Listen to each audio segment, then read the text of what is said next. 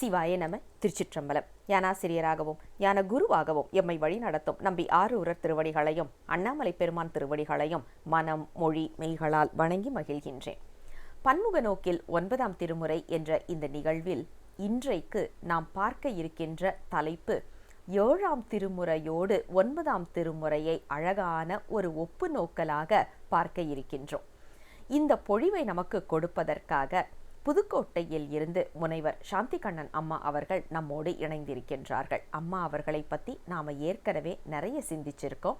அற்புதமாக பாடக்கூடியவர்கள், அழகாக நமக்கு எளிமையான முறையில் எடுத்து சொல்லக்கூடியவர்கள். அவர்கள் புதுக்கோட்டை மாவட்டத்தில் உதவி பேராசிரியையாக பணிபுரிந்து வருகின்றார்கள்.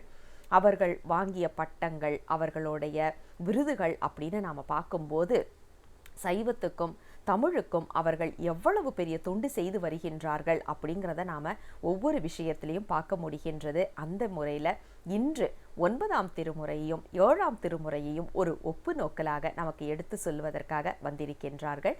தாமதிக்காமல் அம்மாவிடம் மேடையை ஒப்படைக்கின்றேன். சிவாய நம. திருச்சிற்றம்பலம். உடலும் சிவமயம், உயிரும் சிவமயம், உலகம் சிவமயம், சிவ சிவமே. கடலும் சிவமயம், காற்றும் சிவமயம், வானும் சிவமயம், சிவ சிவமே. நீரும் சிவமயம், நெருப்பும் சிவமயம், நிறமும் சிவமயம், சிவ சிவமே. நம் தமிழ் ஊரன் இலக்கிய ஆராய்ச்சி மையம் சிங்கப்பூர் வழங்கும் பன்முக நோக்கில் 9ஆம் திருமுறை என்ற இந்நிகழ்வின் தொடர் நிகழ்வில் இணையவழியில் கலந்து கொண்டிருக்கும் அனைத்து சிவனடியார்களுக்கும் எனது மாலை வணக்கத்தை தெரிவித்துக் கொள்கின்றேன். இன்றைய நிகழ்வில் 7ஆம் திருமுறையோடு ஒப்புநோக்கல் என்ற தலைப்பில் செய்திகளை சிந்திக்க இருக்கின்றோம். சைவ பெரியார்கள் பாடிய பாக்களை திருமுறைகள் என்கிறோம். அத்திருமுறைகளை நாம் 12ஆக பிரித்து பார்க்கின்றோம். இத்திருமுறைகளை எல்லாம் தொகுத்தவர் நம்பியாண்டார் நம்பி ஆவார். இவர் 11 திருமுறைகளை மட்டுமே தொகுத்தார். நம்பியாண்டார் நம்பிக்கு பின் சேர்த்து தொகுத்தது பெரிய புராணம் ஆகும். இன்றைய நிகழ்வில் நாம் 7ஆம் திருமுறையோடு ஒப்புநோக்கல் என்ற தலைப்பில் பார்க்கின்றோம். அதில் முதலில் 9ஆம் திருமுறையை பற்றிய ஒரு சில செய்திகளை பார்த்துவிட்டு 7ஆம் திருமுறை பற்றிய செய்திகளை நாம் காணலாம். 9ஆம் திருமுறை 9 பேர் பாடியது. மொத்தம் 303 பாடல்கள் உள்ளது. இந்த 9ஆம் திருமுறையை திரு விசைப்பா, திரு பல்லாண்டு அப்படின்னு நம்ம சொல்றோம். ஒவ்வொரு நாள் நிகழ்விலும் நாம் 9ஆம் திருமுறையை பற்றியே பார்த்து கொண்டிருப்பதால் 9ஆம் திருமுறையோடு 7ஆம் திருமுறையை ஒப்பு நோக்கல் அப்படிங்கிற இந்த நிகழ்வுல நம்ம இந்த செய்திகளை பார்க்க இருக்கின்றோம். 9ஆம் திருமுறைகளை பற்றிய செய்திகள் நம்ம தினமும் பார்ப்பதனால் தற்பொழுது 7ஆம் திருமுறையை பற்றிய செய்திகளுக்குள் நாம் செல்லலாம். 7ஆம் திருமுறை அப்படின்னு சொன்னோம்னா அந்த 7ஆம் திருமுறை அப்படிங்கிறது மிகவும் ஒரு அற்புதமான திருமுறை. அனைத்து திருமுறைகளுமே சிறந்த திருமுறை தான். அதிலும் 7ஆம் திருமுறை அப்படிங்கிறது மிக ஒரு சிறப்பு வாய்ந்த திருமுறை ஆகும். இத நம்ம தேவாரம் அப்படின்னு சொல்றோம். 7ஆம் திருமுறையை தேவாரம் அப்படின்னு சொல்லுவோம். அப்ப தேவாரம் அப்படிங்கிறது என்ன அப்படின்னு சொன்னா அந்த சைவ சமய கடவுளான சிவபெருமான் மீது பாடப்பட்ட அந்த செய்திகளை தான் நாம் தேவாரம் அப்படின்னு சொல்றோம். இந்த சைவ திருமுறைகள் அப்படின்னு சொன்னாலே இது எப்ப அப்படின்னு சொன்னா பல்லவர் காலத்திலும் அதன் பின்னரும் தோன்றிய சைவ சமய நூல்களின் தொகுப்பாக நாம் இதை காண்கிறோம். இந்த 7ஆம் திருமுறை அப்படின்னு சொல்லும் பொழுது சுந்தரர், திருஞான சம்பந்தர், திருநாவுக்கரசர், இந்த நாயன்மார்கள் எல்லாமே என்ன பண்றாங்க அப்படின்னு சொன்னா தமிழ்ல இந்த 7ஆம் திருமுறையை பாடி இருக்கிறார்கள். இத நம்ம என்ன சொல்லுவோம் அப்படின்னு சொன்னா சுந்தரர் தேவாரம் அப்படின்னு சொல்றாங்க. இந்த சுந்தரர் அப்படின்னு எடுத்துக்கிட்டோம் அப்படின்னு சொன்னா இவருடைய காலம் 8ஆம் நூற்றாண்டின் இறுதியிலும் 9ஆம் நூற்றாண்டினுடைய தொடக்கம் அப்படின்னு சொல்றாங்க. இந்த சுந்தரர் அப்படிங்கிறவர் பிறந்த ஊர் எது அப்படின்னு சொன்னா திருநாவலூர் அப்படிங்கிற ஊர்ல பிறந்தவர். இவருடைய பெற்றோர் அப்படின்னு சொல்லி பார்த்தோம் அப்படின்னு சொன்னா சடையனார், இசை ஞானியார், அதான் இவருடைய பெற்றோர்கள். இவருடைய இயற்பெயர் அப்படின்னு எடுத்துக்கிட்டோம் அப்படின்னு சொன்னா இவரை நம்பி ஆரூரர் அப்படின்னு சொல்லுவாங்க. ஆரூரர் அப்படின்னு நம்ம சொல்லலாம். இவருடைய நாடு என்ன அப்படின்னு சொன்னா தொண்டை நாடு, திருமுனைப்பாடி நாடு அப்படின்னு சொல்லுவாங்க. தொண்டை நாடு அப்படின்னு சொல்லலாம். இவருக்கு வந்து வேறு பெயர்கள் அப்படின்னு சொல்லி பார்த்தோம் அப்படின்னு சொன்னா வன் தொண்டர், தம்பிரான் தோழர் அப்படின்லாம் இவருக்கு வந்து வேறு பெயர்கள்லாம் சொல்றாங்க. இவர் வந்து தன்னுடைய மனைவிக்காக என்ன பண்ணாரு அப்படின்னு சொன்னா இறைவனையே தூதாக அனுப்பியவர்.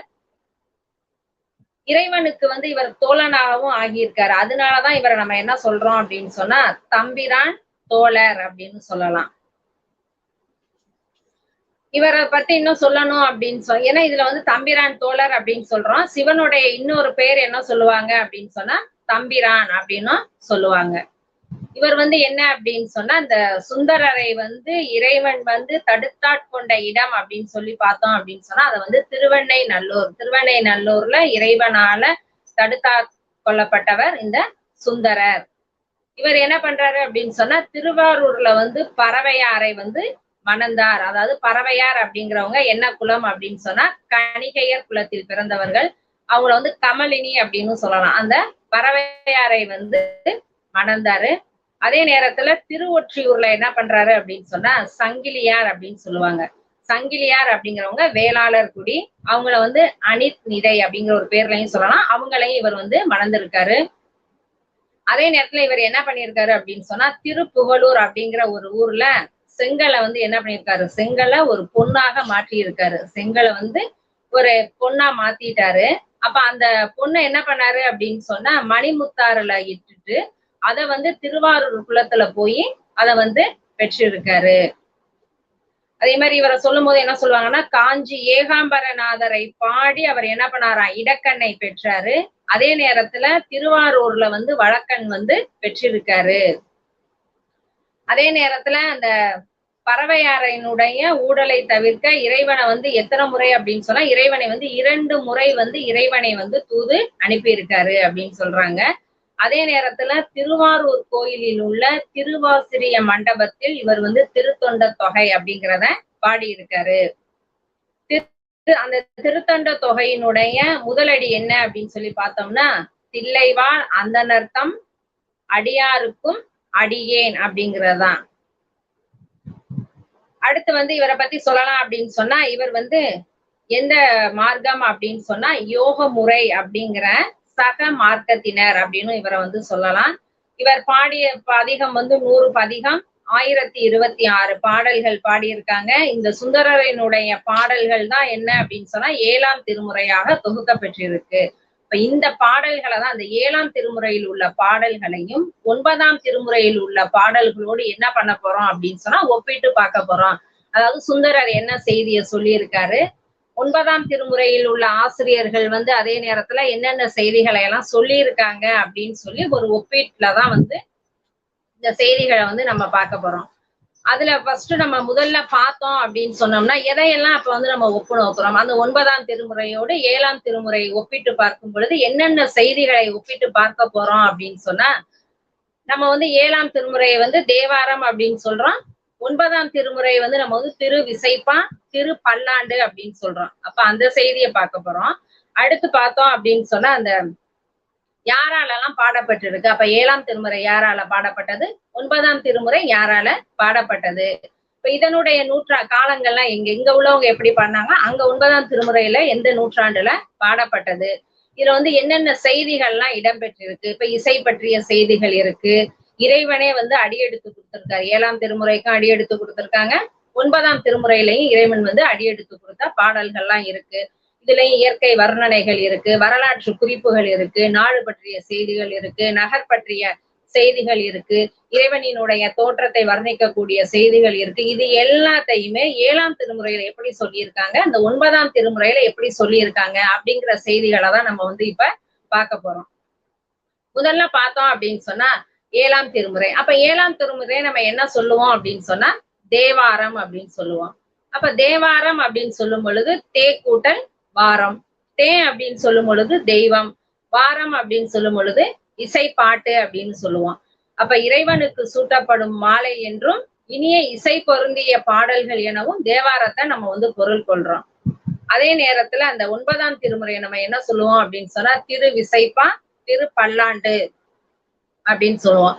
இப்ப இதை வந்து நம்ம எப்படி பிரிப்போம்னா திருக்கூட்டல் இசை கூட்டல் பா அப்படின்னு சொல்லுவோம்.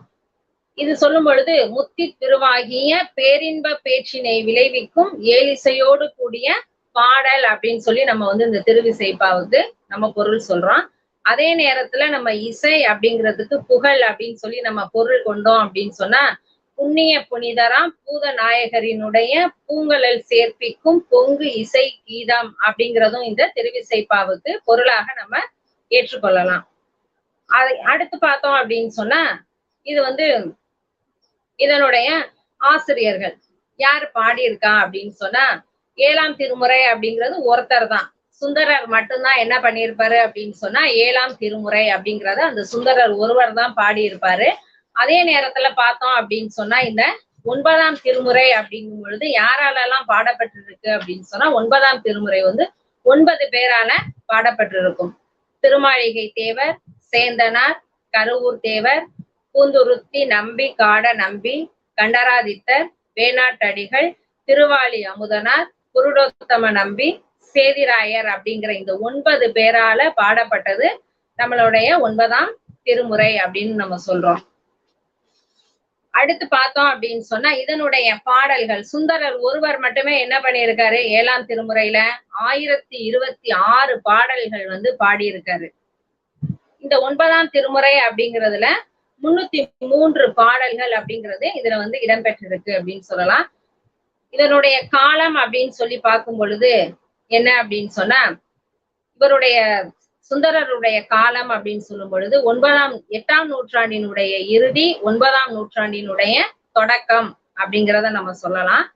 அதே மாதிரி இவங்களுடைய காலம் அப்படின்னு சொல்லி பார்க்கும் பொழுது 9ஆம் திருமுறையில உள்ள காலம் அப்படின்னு சொன்னா இதுலயும் வந்து 8ஆம் நூற்றாண்டு, 9ஆம் நூற்றாண்டு, 10, 11ஆம் நூற்றாண்டினுடைய இறுதி, அடுத்த நூற்றாண்டினுடைய தொடக்கம் அப்படிங்கிறதுல காலங்கள் இருக்கு. அந்த ஆசிரியர்கள் பாடிய காலங்கள் அப்படின்னு நம்ம சொல்லலாம். அடுத்து பார்த்தோம் அப்படின்னு சொன்னா இதுலயும் வந்து இசை பற்றிய செய்திகள் இருக்கு. 7ஆம் திருமுறையிலையும் இசை பற்றிய செய்திகள் இருக்கு. 9ஆம் திருமுறையிலையும் இசை பற்றிய செய்திகள் இருக்கு. அதே மாதிரி இறைவனே அடியெடுத்து கொடுத்து பாடப்பெற்ற பாடல் அப்படின்னு சொல்லிட்டு 7ஆம் திருமுறையிலையும் இருக்கு, 9ஆம் திருமுறையிலையும் இருக்கு. அதே போல இயற்கை வர்ணனைகள், வரலாற்று குறிப்புகள், நாடு பற்றிய செய்திகள், நகர் பற்றிய செய்திகள், இது எல்லாமே என்ன அப்படின்னு சொன்னா 7ஆம் திருமுறையிலையும் இருக்கு, 9ஆம் திருமுறையிலையும் இருக்கு.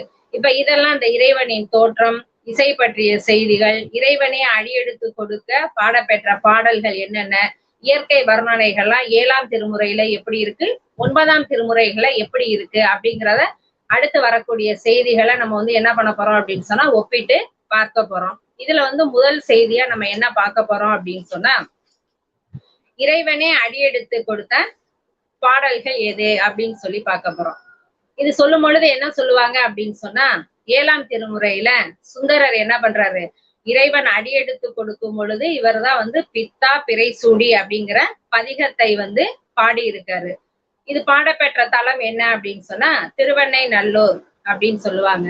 இதுல என்ன சொல்றாரு அப்படின்னு சொன்னா பித்தனே நீ வந்து பிறையை கன்னியாக சூடியவனே, பெருமை உடையவனே, பெண்ணையாற்றின் தென்பால் உள்ள திருவெண்ணை நல்லூரின் கண்ணதாகிய அருட்டுரை என்னும் திருக்கோயிலின் கண் எழுந்தருளி இருக்கும் தலைவனே, என் நெஞ்சத்துள் உன்னை அகலாது வைத்தருளினாய் அப்படின்னு சொல்லிட்டு அவர் என்ன சொல்றாரு அப்படின்னு சொன்னா அந்த இறைவனே அடியெடுத்து கொடுக்க இந்த பாடலை வந்து சுந்தரர் வந்து பாடியிருக்காரு.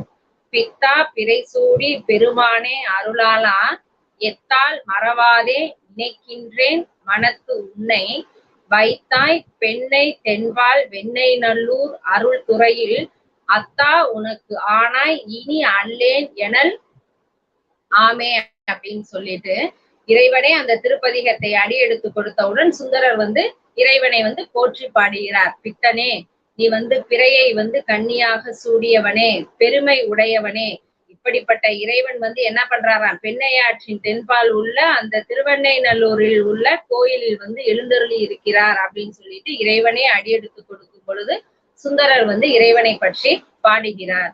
அப்ப இத வந்து நம்ம என்ன பண்ணலாம் அப்படின்னு சொன்னா 9ஆம் திருமுறை அப்படின்னு சொல்லும் பொழுது 9ஆம் திருமுறையில என்ன செய்திகள் சொல்றாங்க, அதாவது இறைவன் வந்து சொன்ன செய்தி, இறைவனே அடியெடுத்து கொடுக்கும் பொழுது என்ன பண்றாங்க, சேந்தனார் என்ன பண்றாரு அப்படின்னு சொன்னா சிதம்பரத்தில் இருக்கும் பொழுது அவர் என்ன பண்றாரு, அந்த மார்கழி திருவாதிரை அந்த திருவிழாவின் பொழுது என்ன பண்றாங்களா, நடராஜ பெருமான் வந்து எழுந்தருளி வரக்கூடிய அந்த திருத்தேர் என்ன பண்ணுது அப்படின்னு சொன்னா ஓடாமல் தடைப்பட்டு நின்று இருக்கு.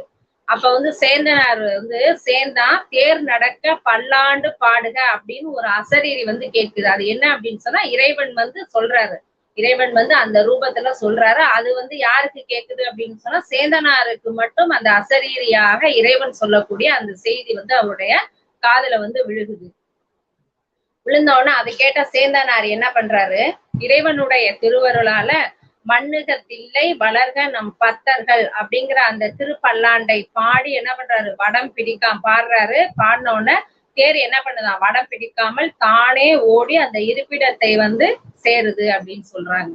அப்ப இதுல என்ன பாக்குறோம் அப்படின்னு சொன்னா இறைவன் தான் வந்து என்ன பண்றாரு, அசரீரியாக சேந்தனாரை வந்து நீங்க வந்து பாடுங்க அப்படின்னு சொன்ன உடனே சேந்தனார் வந்து பாடிடுறாரு.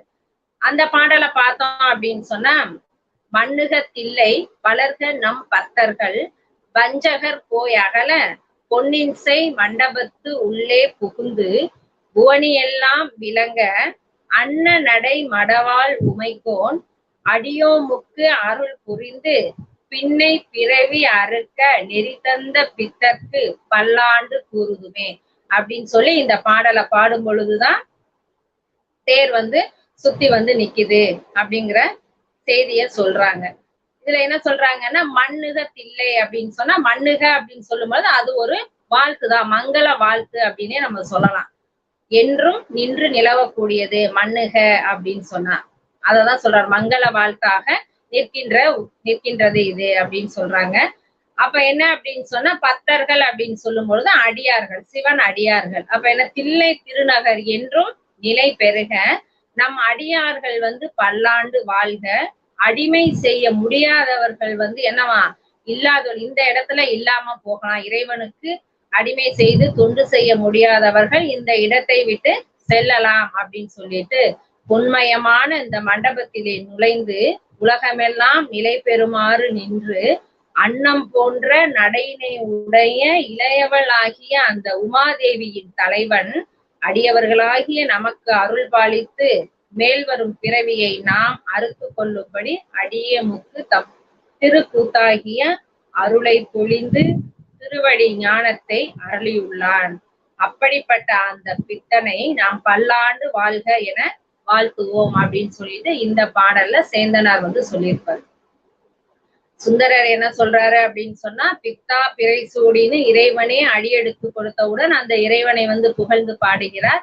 அதே போல இதுல அந்த 9ஆம் திருமுறையில திருப்பல்லாண்டுல சேந்தனாருக்கு இறைவன் வந்து அசரீரியாக சொல்றாரு. சொல்லும் பொழுது இவர் வந்து என்ன பண்றாரு, அதே மாதிரி இறைவனை வந்து புகழ்ந்து பாடுறாரு, இறைவனுக்காக பாடி இருக்கிறாரு அப்படிங்கிற இந்த செய்தியை வந்து நம்ம ஒப்பிட்டு பார்த்திருக்கோம். அடுத்து பார்த்தோம் அப்படின்னு சொன்னா இசை பற்றிய செய்திகள். அப்ப அந்த இசை பற்றிய செய்தி வந்து 7ஆம் திருமுறையில எப்படி இருக்கு, 9ஆம் திருமுறையில எப்படி இருக்கு, என்னென்ன செய்திகள் இருக்கு அப்படிங்கிறதான் நம்ம வந்து இப்ப பார்க்க போறோம். இதுல வந்து சுந்தரர் வந்து 7ஆம் திருமுறையில திருக்கேதாரம் அப்படிங்கிற ஒரு இடத்துல பாடும் பொழுது என்ன பாடியிருப்பாரு அப்படின்னு சொன்னா இசை பற்றிய செய்திகள் வந்து பாடியிருக்கிறாரு. ஏன் அப்படின்னு சொன்னா நம்ம இசை அப்படின்னு சொன்னா இசைக்கு மயங்காதவர்கள் வந்து யாருமே இல்லை அப்படிங்கிறத நம்ம எல்லாருக்குமே தெரியும். அதுல வந்து சுந்தரர் எப்படி பாடியிருப்பாரு அப்படின்னு சொன்னா, பண்ணின் தமிழ் இசை பாடலின் பலவை முழவு அதிர கண்ணின் ஒளி கனக சுனை வைரம் அவை சொரிய மண் நின்றன மத வேலங்கள் மணிவாரி கொண்டு எரிய கிண்ணென்று இசை முரலும் திருக்கேதாரம் எண்ணீரே. அப்ப அந்த திருக்கேதாரம் அப்படிங்கிற அந்த அந்த அந்த நகரம் வந்து திருக்கேதாரம் அப்படிங்கிற அந்த நகரத்துல இசை வந்து எப்படி எல்லாம் இருக்கு, இசை எப்படி ஒலிக்குது அப்படிங்கிறத இந்த பாடல்ல சொல்லியிருப்பாரு. இதுல என்ன சொல்றாரு அப்படின்னு சொன்னா, அந்த பண்ணோடு சேர்ந்த இனிய தமிழ் பாடல்களை பாடுகிறோம். அவ்வாறு பாடும் பொழுது அதற்கு ஏற்றவாறு என்ன பண்ணுதான், முதிர்ந்த மூங்கில்கள், மூங்கில் மரத்திலேயே முதிர்ந்த மூங்கில்கள் ஆகிய புல்லாங்குழலும் முழவும் இணைந்து ஒலிக்கும் அப்படிங்கிறத சொல்றாரு. அப்ப அதே நேரத்துல அந்த காதுகளுக்கும் கண்களுக்கும் குளிர்ச்சியா இருக்கும். அதை வந்து நம்ம பார்க்கும் பொழுது அந்த மூங்கில்கள் வந்து ஒன்றோடு ஒன்று உரசுது. அதே நேரத்துல மூங்கில்களோடு கூடிய அந்த புல்லாங்குழலும் முழவும் இணைந்து ஒலிக்கிறது. எப்படி இருக்கா, கண்களுக்கு வந்து இனிய குளிர்ச்சி தரும் ஒளியை உடைய அந்த பொன் வண்ண நீர்நிலைகள், வைரங்களை போன்ற நீர் திவலைகளை வாரி இறைக்கும். நிலத்தின் மீது நின்று கொண்டிருக்கும் மத யானைகள் மணிகளை என்ன பண்ணுதா, வாரி வாரி வீசக்கூடியதாக இருக்கு. இந்த மாதிரி வீசும் பொழுது இவற்றால் எழுகின்ற ஒளி எப்படி இருக்கான், கின் அப்படின்ற ஒளியானது என்ன பண்ணுதா, இசையாக முழங்குது. அந்த மாதிரி யானைகள் வந்து, மத யானைகள் வந்து வேகமா என்ன பண்ணுது, மத யானை எப்படி இருக்கும் நமக்கு தெரியும். அந்த மாதிரி அந்த மத யானை என்ன பண்ணுதா, மணிகளை வந்து வாரி வாரி வீசுது. அப்படி அந்த மாதிரி வீசும் பொழுது இடைவிடாமல் எழக்கூடிய அந்த ஒளியானது எப்படி இருக்கான், கின் அப்படின்ற ஒரு ஓசையோட இருக்கு அப்படின்னு சொல்றாங்க. இத்தகைய சிறப்புகளை உடைய நகரம் வந்து திருக்கேதாரம் அப்படிங்கிறத சொல்லியிருக்காங்க.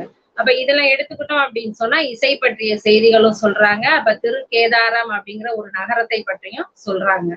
இதுல வந்து சுந்தரர் வந்து 7ஆம் திருமுறையில இசை பற்றிய செய்திகளாக இதை வந்து சொல்லியிருக்காரு. அதே நம்ம எடுத்துக்கிட்டோம் அப்படின்னு சொன்னா 9ஆம் திருமுறையில திருவிடை மருதூர் அப்படிங்கிறதுல இசை பற்றிய செய்திகள் வந்து என்ன சொல்லியிருக்காங்க அப்படிங்கிறத நம்ம வந்து இப்ப பார்க்கலாம்.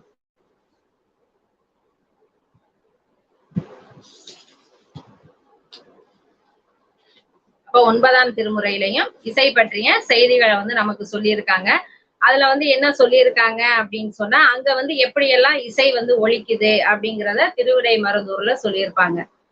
திருவிடை மருதூர் பற்றிய செய்திகளை கருவூர் தேவர் வந்து சொல்லியிருப்பாரு. இந்திர லோகம் முழுவதும் பணி கேட்டு இணையடி தொழுதல தாம் போய் ஐந்தலை நாக மேகலை அறையா அவந்தொரும் பழிதிரி அடிகள் தந்திரி வீணை கீதமுன் பாட சாதி கிண்ணறம் கலந்தொழிப்ப மந்திர கீதம் தீங்குழல் எங்கும் மறுவிடம் திருவிடை மருதே அப்படின்னு சொல்லியிருப்பாரு. அதாவது தேவர் உலகம் முழுவதும் எப்படி இருப்பாங்க அப்படின்னு சொன்னா, சிவபெருமான் என்ன கட்டளை இடுறாரோ அவருடைய கட்டளைக்கு வந்து என்ன பண்ணுவாங்க, செவி மடுத்து அந்த சிவபெருமானுடைய திருவடிகளை தொழுதுதான் வெளியில வந்து அவங்க என்ன பண்ணுவாங்க, எந்த ஒரு செயலுக்காகவும் போகக்கூடியவர்களாக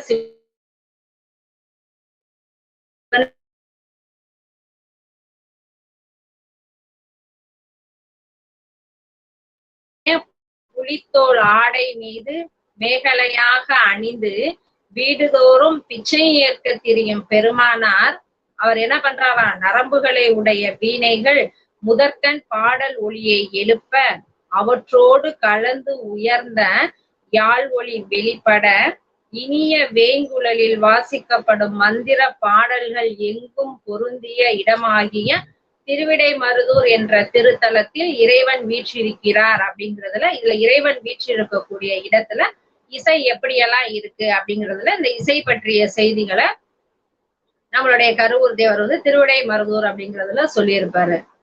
அப்ப இதுல வந்து நரம்புகள் பற்றிய நரம்புகள், வீணைகள் இதெல்லாம் இசைக்கக்கூடிய அந்த இசை பற்றிய செய்திகள் வருது. இதுலயும் தான் என்ன சொல்றாங்கன்னா, அந்த புல்லாங்குழலினுடைய இசை வருது. மந்திர பாடல்கள், இறைவனை போற்றி நாம் புகழக்கூடிய மந்திர பாடல்கள் எல்லாம் என்ன அப்படின்னு சொன்னா இங்க ஒழிக்கக்கூடிய இடமாக இருக்கு அப்படின்னு சொல்லிட்டு இந்த திருவிடை மருதூர்லயும் இசை பற்றிய செய்திகள் இருக்கு. அப்ப 7ஆம் திருமுறையிலையும் இசை பற்றிய செய்திகள் இருக்கு, 9ஆம் திருமுறையிலையும் இசை பற்றிய செய்திகள் அப்படிங்கிறது இருக்கு அப்படிங்கிறத நம்ம பார்த்திருக்கோம். அடுத்து என்ன இதுல பார்க்கலாம் அப்படின்னு சொன்னா, அந்த இறைவனினுடைய தோற்றத்தை வந்து சுந்தரர் எப்படி வர்ணிக்கிறாரு அப்படிங்கிறத நம்ம வந்து இப்ப பார்க்க போறோம். அடுத்து என்ன சொல்றாங்க அப்படின்னு சொன்னா, இறைவனினுடைய தோற்றத்தை வர்ணிக்கும் பொழுது இந்த சுந்தரர் என்ன பாடல்ல சொல்றாரு அப்படின்னு சொன்னா, தன்னார் மதிசூடி தளல் போலும் திருமேனி என்னார் புறம் மூன்றும் எரியுண்ண நகை செய்தாய் மன்னார் பெண்ணை தென்பால் வெண்ணை நல்லூர் அருள் துறையுள் அண்ணா உனக்கு ஆளாய் இனி அல்லேன் எனல் ஆமே அப்படின்னு சொல்றாரு. அதாவது இதுல என்ன சொல்லியிருப்பாரு அப்படின்னு சொன்னா, இறைவனினுடைய தோற்றத்தை வந்து சிறப்பிக்கும் வகையில தட்பம் நிறைந்த திங்களை சூடியவனே அப்படின்னு சொல்லிட்டு, நெருப்பு போன்ற திருமேனியை உடையவனே. அப்ப நெருப்பு அப்படின்னா நெருப்பு வந்து எரியும் பொழுது என்ன ஒரு நிறமா இருக்கும் அப்படின்னு சொன்னா, அந்த சிவந்த நிறமும் மஞ்சளும் சிவப்பும் கலந்த அந்த செந்நிற மேனியாய் உடையவனே, உன்னை மதியாதவரது அரண்கள் மூன்றையும் நீ உண்ணும்படி சிரித்தவனே, பொருந்திய பெண்ணையாற்றின் தென்பால் உள்ள திருவெண்ணைநல்லூரின் கண்ணதாகிய அருட்டுரை திருக்கோயிலின் கண் எழுந்தருளி இருக்கும் தலைவனே, உனக்கு நான் முன்பே அடியவனாகி இப்பொழுது அடியவன் அல்லேன் என எதிர்வழக்கு பேசியது பொருந்துமோ அப்படிங்கிற இந்த பாடல்ல இறைவனினுடைய தோற்றத்தை சொல்லியிருப்பாரு. அதாவது பிறை திங்களை சூடியவனே அப்படின்னா அந்த பிறை சந்திரனை சூடியவனே, செந்நிற மேனியை உடையவனே, உன்னுடைய சிரிப்பு எப்படி இருக்கு அப்படின்னு சொல்லி இறைவனை பற்றி இறைவனினுடைய தோற்றத்தை வந்து நம்மளுடைய சுந்தரர் வந்து அவருடைய 7ஆம் திருமுறையில சொல்லியிருப்பாரு. அடுத்து 7ஆம் திருமுறையில இவர் சொல்லியிருப்பாரு. அடுத்து பார்த்தோம் அப்படின்னு சொன்னா 9ஆம் திருமுறையில கருவூர் தேவர் வந்து சொல்லியிருப்பார். கருவூர் தேவர் வந்து திருவிடைமருதூர் அப்படிங்கிற அந்த இடத்தை பத்தி சொல்லும் பொழுது அந்த பாடல்ல இறைவனினுடைய சிறப்பை வந்து சொல்லியிருப்பாரு.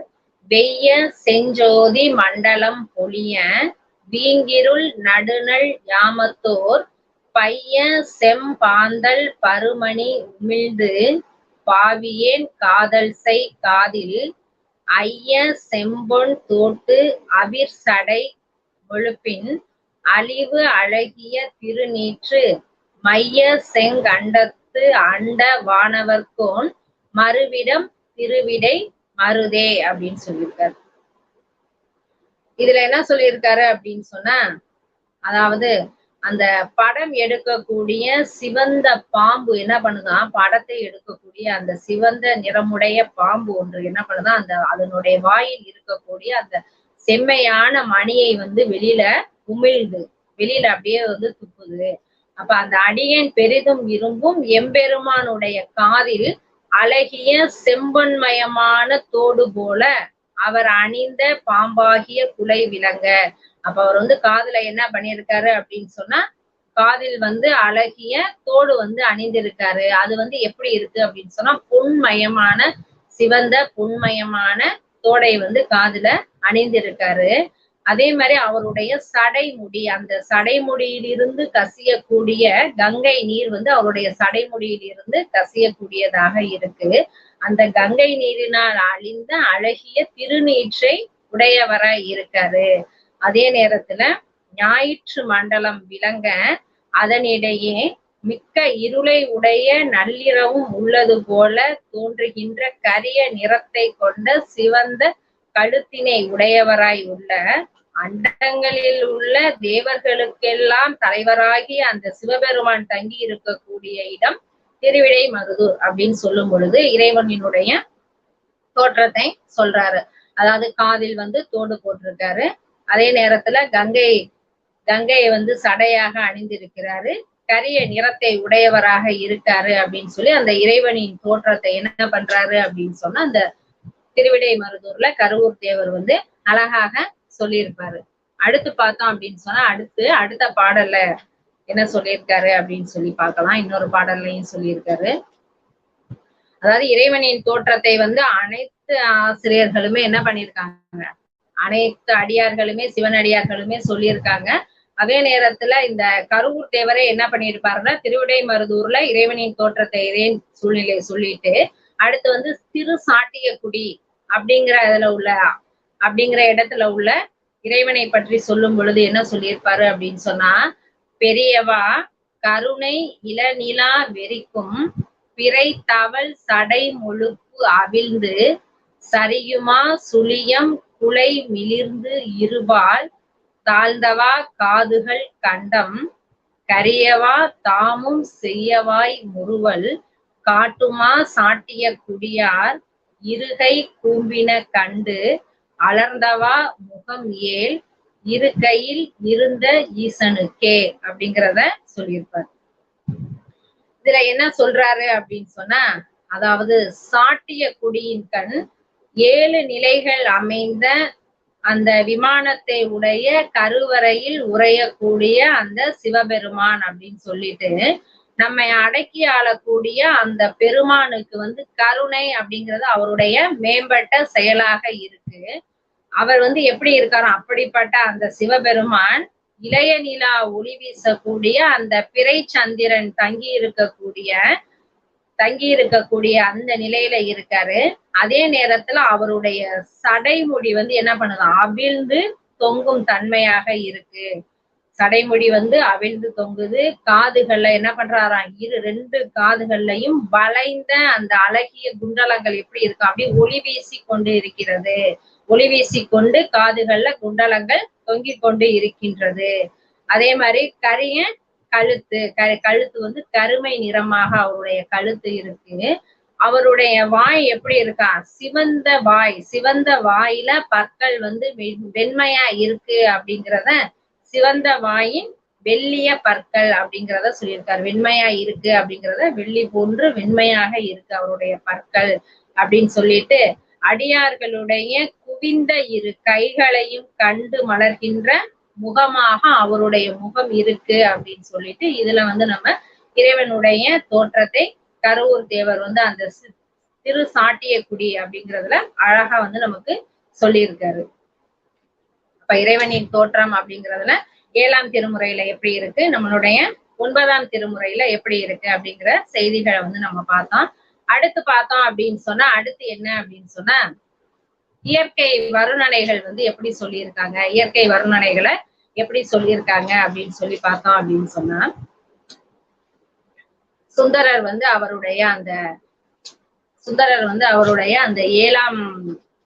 7ஆம் திருமுறையில அந்த முதல் பதிகத்துல என்ன பண்ணியிருப்பாரு அப்படின்னு சொன்னா, ஒரு சில இயற்கை வர்ணனைகளை பற்றிய செய்திகளை எல்லாம் வந்து நல்லா சொல்லி செய்திகளை வந்து நல்லா அதிகமாவே சொல்லியிருக்காரு. இயற்கை வர்ணனை பற்றிய செய்திகளை அதுல என்ன சொல்றாரு அப்படின்னு சொன்னா, மூங்கில்கள் எல்லாம் நிறைந்து வரக்கூடிய அந்த பெண்ணை ஆற்றினுடைய தென்பால் உள்ள திருவெண்ணைநல்லூர், அதாவது அந்த ஊரை பற்றி சொல்லும் பொழுது என்ன சொல்றாருன்னா, மூங்கில் நிறைந்த காடுகள், அதாவது இயற்கை அப்படின்னு சொல்லும்போது நம்ம வந்து மரத்தை பத்தி வர்ணிப்பாங்க, ஆறுகள், ஏரிகள், மலைகள், இது எல்லாத்தையுமே நம்ம வந்து என்ன சொல்லலாம் அப்படின்னு சொன்னா, மேகம், இது எல்லாமே இயற்கைக்குள்ளாரதான் வந்து அடங்கும் அப்படின்னு சொல்றோம்.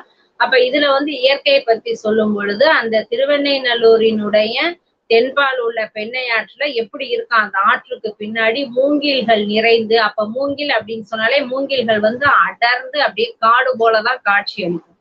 அப்ப இந்த இடத்துலயும் அவர் சொல்லும் பொழுது என்ன பண்றாருன்னா, மூங்கில்கள் நிறைந்து வரும் பெண்ணை ஆற்றின் தென்பால் உள்ள திருவெண்ணைநல்லூரின் கண்ணதாகிய அருட்டுரை திருக்கோயிலின் கண் எழுந்தருளி இருக்கும் தலைவனே, அதாவது திருவெண்ணைநல்லூரில் எழுந்திருக்கக்கூடிய இறைவனை பற்றி பாடும் பொழுது இந்த இயற்கை செய்திகளையும் அவர் என்ன பண்றாரு அப்படின்னு சொன்னா, சுந்தரர் வந்து சொல்லியிருப்பாரு.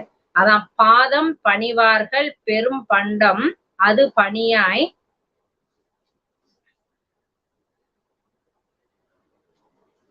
அது மாதிரி என்ன சொல்றாருன்னா, அதான் மூங்கில்கள் நிறைந்து இருக்கின்றது. அப்படிப்பட்ட ஊரில் இருக்கக்கூடிய தலைவனே, நாய் போலும் கீழ்மை உடையனாகிய யான் உன்னை எனது இளைய நாள்கள் பலவற்றினும் மனதால் நினைத்தது இன்றி பேய் போல அலைந்து இளைத்தேன். அதாவது என்னுடைய இளைய வயதுல நான் வந்து உன்னையே நினைத்து அலைந்து இளைத்தேன் அப்படின்னு சொல்றாரு. இருந்த ஆயினும் இதுபோது பெரிதற்கு அறிய உனது திருவருளை நான் பெற்றேன்.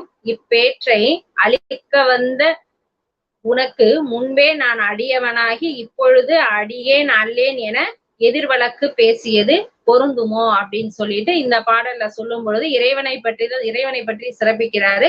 சிறப்பிக்கும் பொழுதே அதுல என்ன வருது அப்படின்னு சொன்னா, இந்த இயற்கையை பற்றிய செய்திகளையும் கொண்டு வராரு. மூங்கில்கள் நிறைந்த அடர்ந்த ஒரு பகுதி அப்படிங்கிறத சொல்லியிருப்பாரு. அதான் சொல்லியிருப்பாரு, நாயேன் பல நாளும் நினைப்பு இன்றி மனத்து உன்னை பேயாய் திரிந்து எய்த்தேன் பெறல் ஆகா அருள் பெற்றேன். வேயார் பெண்ணை தென்பால் வெண்ணெய் நல்லூர் அருள் துறையில் ஆயா உனக்கு ஆளா இனி அல்லேன் எனலாமே அப்படிங்கிற இந்த பாடல்ல இறைவனை பற்றி சொல்லும் பொழுது மூங்கில்கள் நிறைந்த காடு, அதுல வரக்கூடிய அந்த பெண்ணை ஆற்று அப்படிங்கிறத சொல்லும் பொழுது அதுல வந்து இயற்கை பற்றிய செய்திகள் அப்படிங்கிறது வரும். அதே நேரத்துல பார்த்தோம் அப்படின்னு சொன்னா இதுலயே வந்து இன்னொரு பாடல்லையும் இயற்கை பற்றிய செய்திகளை வந்து சொல்லியிருப்பாரு. அது என்ன அப்படின்னு சொல்லி பார்த்தோம் அப்படின்னு சொன்னா இந்த முதல் பதிகத்திலேயே வந்து 10வது பாடல்ல சொல்லியிருப்பாரு. அதாவது மேகத்தின் இன்றோம். மேகம் அப்படிங்கும் பொழுது நம்ம வந்து இயற்கையை வந்து வர்ணிக்கும் பொழுது மரங்களா இருக்கட்டும், ஆறுகள், மலைகள், ஏரிகள், குளங்கள், மேகம், இது எல்லாத்தையுமே வந்து நம்ம வர்ணிப்போம். அதான் நம்ம வந்து என்ன சொல்லுவோம் அப்படின்னு சொன்னா கடல் நீர் வந்து ஆவியாகி குளிர்ந்து மேகத்திற்கு சென்று அது வந்து மழையாக பொழியும் அப்படின்னு சொல்லுவோம். அந்த மேகத்தை பத்தி நம்ம வர்ணித்து கவிதைகள்லாம் கூட எழுதுவோம். அதாவது இவர் வந்து இந்த பாடல்ல சொல்லும் பொழுது சுந்தரர் என்ன பண்றாரு அப்படின்னு சொன்னா மேகத்தினின்றும் ஒழுகும் தன்மையை உடைய நீர் திரண்டு பொருந்தி அலைகளாகிய கைகள் வந்து கரையை குத்தி நிலம் முழுவதும் பரவிய புகழை பெற்று ஒளி விளங்குகின்ற பல சிறந்த மணிகளை தள்ளி வந்து அழகு மிகுகின்ற அந்த பெண்ணையாற்றினுடைய தென்பால் உள்ள திருவெண்ணை நல்லூர் அப்படின்னு சொல்லும் பொழுது இந்த செய்திகளை எல்லாம் சொல்றாரு. எப்படியா மேகத்தினின்று ஒழுகும் தண்ணீர், அப்ப மேகத்தினின்று தண்ணி வருது அப்படின்னு சொன்னா மழை, மேகத்தில் இருந்து அந்த மழை பொழிந்து வரக்கூடிய நீர் என்ன பண்ணுதான் திரண்டு வருது. அந்த மாதிரி திரண்டு வரும் பொழுது அது வந்து அலையாக அடித்து வருது. அந்த அலையாக அடித்து வரும் பொழுது கைகளாகிய கரைகளை வந்து குத்தி கொண்டு வருகின்றது அப்படின்னு சொல்லிட்டு அது வந்து என்ன பண்ணுதா வந்து நிலம் முழுதும் அப்படியே பரவி அந்த நீர் வந்து ஓடுது அப்படின்னு சொல்றாங்க. அந்த மாதிரி அந்த நீர் வரும் பொழுது ஒளி மிகுந்த மணிகள்லாம் வந்து அதுல வருது அப்படின்னு சொல்லும் பொழுது இதுல இயற்கை வர்ணனையா மேகம், நீர், ஆறு இது பற்றிய செய்திகளை எல்லாம் இந்த பாடல்ல வந்து சொல்லியிருப்பாரு. கார் ஊர் புனல் எய்தி கரை கள்ளி திரை கையால் பார் ஊர் புகழ் எய்தி திகழ் பன்மா மணி உந்தி சீர் ஊர் பெண்ணை தென்பால் வெண்ணை நல்லூர் அருள் துறையுள் ஆரூரன் எம் பெருமார்க்கு ஆள் அல்லேன் எனல் ஆமே அப்படிங்கிற இந்த பாடல்ல இயற்கை வர்ணனையை வந்து சொல்லியிருக்காரு. அதே நேரத்துல இன்னொரு பாடல்லையும் இதே பதிகத்துல வந்து இயற்கையை பத்தி சொல்லும் பொழுது என்ன சொல்றாரு அப்படின்னு சொன்னா அதாவது கரையை மோதிக்கிட்டு வரதான். இதுல வந்து அந்த முதல் பதிகத்திலேயே 3ஆம் பாடல்ல சொல்லியிருப்பாரு.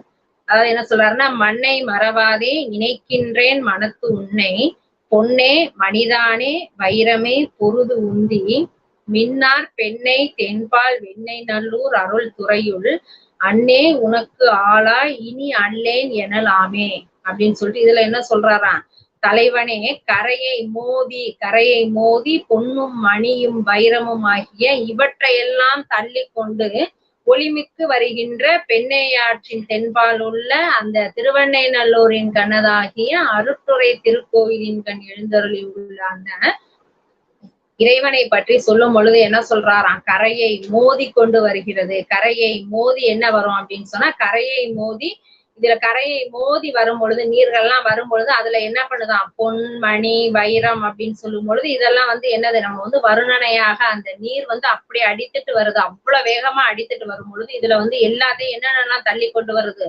பொன் மணி வைரம் இது எல்லாத்தையுமே தள்ளி கொண்டு வருது அப்படின்னு சொல்லும் பொழுது இது வந்து ஒரு இயற்கையை பற்றிய வருணனையாக நம்ம என்ன பண்ணலாம் அப்படின்னு சொன்னா இந்த பாடல்ல எடுத்துக்கலாம். அதாவது இறைவனை பற்றி புகழ்ந்து பாடினாலும் அதுலயும் என்ன பண்றாங்க இயற்கையை வந்து இணைத்து வருணித்து அதன் மூலமாக அந்த பாடல்களை எல்லாம் வந்து கொண்டு செல்லக்கூடியவர்களாக நம்மளுடைய நாயன்மார்கள் எல்லாம் விளங்கி இருக்கிறார்கள் அப்படிங்கிறத நம்ம வந்து இதுல தெரிஞ்சுக்கலாம். இதே வந்து என்ன பண்ணலாம் அப்படின்னு சொன்னா 9ஆம் திருமுறையில இது வந்து 7ஆம் திருமுறையில நம்மளுடைய சுந்தரர் வந்து சொல்லியிருக்காங்க. அப்ப இத வந்து 9ஆம் திருமுறையில எப்படி எல்லாம் அவங்க உள்ள நாயன்மார்கள்லாம் செய்திகளை சொல்லியிருக்காங்க அப்படிங்கிறத அதுக்காக ஒரு பாடல்கள் அதற்கான ஒரு பாடல்களை வந்து இயற்கை வர்ணனையை பற்றிய பாடல்களை வந்து நம்ம வந்து இப்ப பார்க்கலாம். அதே மாதிரி இயற்கை வர்ணனை நாடு நகர் பற்றிய வருணனை அப்படின்னு சொல்லிட்டு வர்ணனைகள் வந்து அதிகமா இயற்கை பற்றிய வருணனை நாடு நகர் வர்ணனை அப்படின்னு சொல்லிட்டு நிறைய செய்திகள் வந்து நம்மளுடைய இந்த திருமுறைகள்ல அருமையான செய்திகள் வந்து நிறைய வந்து இருக்கு. எல்லா நாயன்மார்களும் அருமையான செய்திகளை வந்து நிறைய சொல்லியிருக்காங்க. அதாவது இறைவனை பற்றி சொல்லும் பொழுதே அதிலே என்ன சொல்றாங்க அப்படின்னு சொன்னா இயற்கையை பற்றிய நிகழ்வுகளை வந்து அதிகமாக சொல்லக்கூடியதாக இந்த திருமுறைகள் வந்து இருக்கு. இதையெல்லாம் நம்ம வந்து படிக்கும் பொழுது என்ன பண்ணலாம் அப்படின்னு சொன்னா படிக்கும் பொழுது இந்த மாதிரி ஒப்பிட்டு பார்த்தோம் அப்படின்னு சொன்னா ஒவ்வொரு திருமுறைகளோடுமே நம்ம வந்து ஒப்பிட்டு பார்க்கக்கூடிய செய்திகள் அப்படின்னு சொல்லி பார்த்தோம்னா நிறைய இருக்கு. இதுல வந்து கருவூர் தேவர் என்ன பண்ணியிருப்பாரு அப்படின்னு சொன்னா 9ஆம் திருமுறையை பொறுத்தவரையும் கருவூர் தேவர் வந்து திருப்புவனம் அப்படிங்கிற ஊர்ல உள்ள இறைவனை பற்றி பாடும் பொழுதும் அவர் என்ன பண்ணியிருப்பாரு இயற்கை பற்றிய செய்திகளை வந்து சொல்லியிருப்பாரு. திருவருள் புரிந்து ஆள் ஆண்டு கொண்டு இங்கன் சிறியனுக்கு இனியது காட்டி பெரிதருள் புரிந்து ஆனந்தமே தரும் நின் பெருமையில் பெரியதொன்றுளதே மருதர சிறுங்கோங்கு அகில் மரம் சாடி வரைவளம் கவர்ந்திலி வையை பொருதிரை மருங்கோங்கு ஆவண வீதி பூவனம் கோயில் கொண்டாயே அப்படிங்கிற இந்த பாடல்ல என்ன சொல்லியிருக்காரு அப்படின்னு சொன்னா மருது, அரசு, பெரிய கோங்கு, அகில் இந்த மரங்களை எல்லாம் முறித்து கொண்டு என்ன பண்ணுதான் மரங்களை எல்லாம் முறித்து கொண்டு மலைகள்ல இருந்து தண்ணி வந்து அடித்து கொண்டு அருவி போல வந்து விழுகுது அப்படிங்கிறத சொல்லியிருக்காரு. மலையில் தோன்றும் பொருள்களை எல்லாம் அடித்து கொண்டு மலையில் இருந்து இறங்கி ஓடி வருகின்ற அந்த வையை நதியின் ஒன்றோடொன்று மோதும் அலைகள் தன்னுடைய பக்கத்தில் வரக்கண்டு அந்த கதை வீதிகளை உடைய திருப்புவனம் அப்படிங்கிற தலத்துல இறைவன் வந்து வீற்றிருக்கிறார் அப்படிங்கிற செய்திகளை சொல்லும் பொழுது இறைவன் வீற்றிருக்கக்கூடிய இடமாக அந்த திருப்புவனத்தை சொல்கிறார். அந்த மாதிரி அந்த திருப்புவனத்தை சொல்லும் பொழுது அவங்க வந்து எப்படி அதுல வந்து இயற்கையெல்லாம் கொண்டு வராங்க அப்படின்னு சொல்லி பார்த்தா மலைகளை பத்தி வர்ணிக்கிறாங்க. அந்த மலையில உள்ள நீர் வந்து அருவி நீர் வந்து ஊத்துது. அந்த மாதிரி ஊத்தும் பொழுது அது எப்படியெல்லாம் வருது வந்து அது என்ன பண்ணுதான் திருப்புவனத்தினுடைய அந்த கடை வீதிகளை எல்லாம் அடித்து கொண்டு அது வந்து என்ன பண்ணிருக்கு கடை வீதிகளை எல்லாம் அடித்து கொண்டு வரக்கூடிய இடமாக அந்த திருப்புவனம் இருக்கு. அந்த திருப்புவனத்துல இறைவன் வந்து கோயில் கொண்டிருக்காரு அப்படிங்கிறத சொல்லும் பொழுதுதான் ஏன்னா மலையில இருந்து வரும் பொழுது நம்ம மழை நீர் அப்படின்னு சொல்லும் அந்த மலையில இருந்து வரக்கூடிய நீர்ல வந்து என்ன பண்ணோம்னா மூலிகை பொருள்கள் எல்லாம் கலந்து வர்றதுனால நம்ம வந்து என்ன பண்ணுவோம் அதை வந்து மூலிகையாவே நினைத்துதான் நம்ம வந்து அருவி நீர்ல எல்லாம் குளிக்கிறோம். அப்ப இதுல வந்து இயற்கை பற்றிய செய்திகள் அப்படின்னு சொல்லி பார்த்தோம்னா இந்த செய்திகளை நம்ம சொல்லலாம். மருத மரமா இருக்கட்டும், அரச மரமாக இருக்கட்டும், பெரிய கோங்கு அகில் இந்த மரங்களை எல்லாம் அங்க முறித்து கொண்டு என்ன பண்ணுது அந்த அருவி நீர் அந்த மழை நீர் அப்படிங்கிறது அந்த அருவிகளை எல்லாம் அரித்து அந்த மரங்களை ஃபுல்லா அப்படியே அடித்து கொண்டு வரக்கூடியதாக அந்த நீர் இருக்கு அப்படின்னு சொல்லிட்டு அப்ப அந்த நீர்ல இறங்கி ஓடி வருதான். அந்த மாதிரி ஓடி வருகின்ற அந்த வையை நதிகள் வந்து ஒன்றோடு ஒன்று மோதும் பொழுது அந்த அலைகள் எப்படி இருக்கும் ஒன்றோடொன்று மோதும் பொழுது அலைகள் வந்து ஒன்றோடு ஒன்று அடித்து கொண்டு வரக்கூடிய அந்த பாக்குறதற்கே வந்து அது வந்து என்னது கண்களுக்கு வந்து குளிர்ச்சியாக இருக்கும், கண்களுக்கு வந்து அழகாக இருக்கும் இந்த நிகழ்வு அப்படிங்கிறத இந்த பாடல்ல என்ன பண்றாரு அப்படின்னு சொன்னா இயற்கை வருணனையாக நமக்கு வந்து இதுல வந்து செய்திகளை சொல்லியிருக்காங்க. இது போல நம்ம பார்த்தோம் அப்படின்னு சொன்னா இன்னும் நிறைய செய்திகளை என்ன பண்ணலாம் அப்படின்னு சொன்னா அந்த 7ஆம் திருமுறையிலும் 9ஆம் திருமுறையிலையும் என்னென்ன செய்திகளை எல்லாம் சொல்லியிருக்காங்க அப்படிங்கிறத நம்ம வந்து ஒரு சில செய்திகளை வந்து ஒப்பிட்டு பார்த்து அதனுடைய செய்திகள் என்னென்ன அப்படிங்கிற செய்திகளை நம்ம வந்து இன்றைய நிகழ்வுல பார்த்தோம். இதுலயும் பார்த்தோம் அப்படின்னு சொன்னா இன்னும் ஒரு சில சிறப்புகளை வந்து சொல்லலாம். இன்னும் நிறைய செய்திகள் இருக்கு. நாடு பற்றிய வருணனை, நகர் பற்றிய வருணனை, இதுல வந்து என்னென்ன இசை கருவிகள் வந்து 7ஆம் திருமுறையில என்னென்ன இசை கருவிகள் சொல்லியிருக்காங்க, அதே வந்து 9ஆம் திருமுறையில வந்து என்னென்ன இசை கருவிகள் சொல்லியிருக்காங்க அப்படிங்கிற இது எல்லாத்தையுமே நம்ம என்ன பண்ணலாம்னா ஒவ்வொரு தனித்தனி தலைப்புகள்ல நல்ல விரிவாக செய்திகளை பார்ப்பதற்கான நிறைய கருத்துக்கள் வந்து நம்ம இந்த ஒப்புநோக்கல் அப்படிங்கிறத இன்னும் நிறைய செய்திகளை பார்க்கலாம். அப்ப இதுல பார்த்தோம் அப்படின்னு சொன்னா அந்த திருப்பல்லாண்டு அப்படின்னா அதனுடைய சிறப்புகள் என்ன அப்படின்னு சொல்லி பார்த்தோம்னா அதாவது தில்லையில வந்து என்ன பண்ணியிருக்காங்க ஓடாத திரு தேரையே வந்து ஓட வச்சிருக்காங்க. அதே மாதிரி என்றுமே அழிவே இல்லாத அந்த முழுமுதற் பொருளாகிய அந்த கூத்த பெருமானுக்கு என்ன பண்றாங்க பல்லாண்டு பாடி அதன் பயனாக அழிவில்லாத பேரின்ப முத்தியை பெற வழி செய்யக்கூடியதாக இந்த திருப்பல்லாண்டே இருக்கு. அதே நேரத்துல உருகாத அந்த கல் மனத்தார்களையும் வஞ்சகர்களையும் அவங்களுடைய அதெல்லாம் அகல போக்கி பக்தி வளரக்கூடிய மெய் அன்பர்களை வருக அப்படின்னு வரவேற்கக்கூடிய விதமாக திருப்பல்லாண்டு அப்படிங்கிறது இருக்கு. அதே நேரத்துல என்ன சொல்லுவாங்க அப்படின்னு சொன்னா, அந்த தில்லை வழிபாடு அப்படிங்கிறது யாரும் பெறாத அறிவினை தருவது அப்படின்னு நம்ம சொல்லலாம். இதெல்லாம் என்ன அப்படின்னு சொன்னா, அதே நேரத்துல பல்லாண்டு பாடுவதால என்ன அப்படின்னு சொன்னா, மும்மல பிணிகள் அப்படிங்கறத அகன்று முதல்வன் பேரருள் வாய்க்கும் அப்படிங்கிறத திருப்பல்லாண்டினுடைய சிறப்புகளா சொல்றாங்க. அதே நேரத்துல திருவிசைப்பா அப்படின்னு சொல்றோம் அப்படின்னு சொன்னா, இதுல என்ன சொல்றாங்க அப்படின்னு சொன்னா, சைவ தெய்வ நூல்களை கல்லாதவர்கள் பித்தர்கள் அப்படிங்கிற செய்திய சொல்லிட்டு, சிவன் திருவருளை நம்ம தெரிஞ்சுக்கல அப்படின்னு சொன்னா ஏனையவற்றை தெரிஞ்சுக்கிட்டாலும் அதனால நமக்கு பயன் கிடையாது அப்படிங்கிற செய்திய சொல்லியிருக்காங்க. அதே நேரத்துல சிவபெருமானையும் சிவன் திருத்தலங்களையும் போற்றுவார் திருவடிகளை என்ன பண்றாங்களா, இந்திரன் முதலிய தேவர்களும் போற்றக்கூடியதாக இருக்காங்க அப்படிங்கிற செய்தியை சொல்லிட்டு, அடியார்களுடைய இதயம் தான் என்ன அப்படின்னு சொன்னா ஈசன் வாழக்கூடிய அந்த அரச மாளிகை அப்படிங்கிற செய்தியை சொல்றாங்க. அதே நேரத்துல சிவனார் தான் எல்லா தேவருமாய் இருக்கக்கூடியவர்கள் சிவன் தான் அப்படிங்கிறத சொல்லிட்டு, தில்லை சிற்றம்பலமே சிவலோகம் அப்படிங்கிறத சொல்றாங்க. இது திருப்பல்லாண்டினுடைய சிறப்பு. அதே நேரத்துல திருவிசைப்பாவினுடைய சிறப்பு.